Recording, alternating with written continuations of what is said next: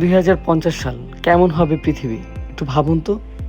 উড়ন্ত গাড়িগুলো আকাশে ভাসছে আর ট্রাফিক নিয়ন্ত্রণ করছে এআই।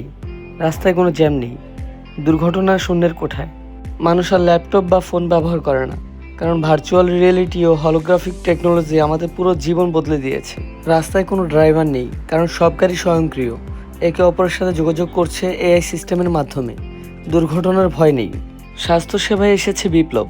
এআই ডাক্তার মাত্র কয়েক সেকেন্ডে রোগ নির্ণয় করে দিচ্ছে, আর 3D প্রিন্টার তৈরি করছে ওষুধ ও কৃত্রিম অঙ্গ প্রত্যঙ্গ। আমাদের খাবারও বদলে গেছে।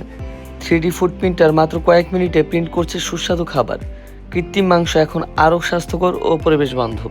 এইদিকে কোয়ান্টাম কম্পিউটার মুহূর্তে বিশাল জটিল সমস্যার সমাধান করছে, আর মস্তিষ্কের সঙ্গে সরাসরি যুক্ত ইন্টারফেস প্রযুক্তি মানে শুধু চিন্তা করলেই কাজ হয়ে যাচ্ছে। আর এখন মানুষ শুধু পৃথিবীতে নয়, মহাকাশেও বাস করছে।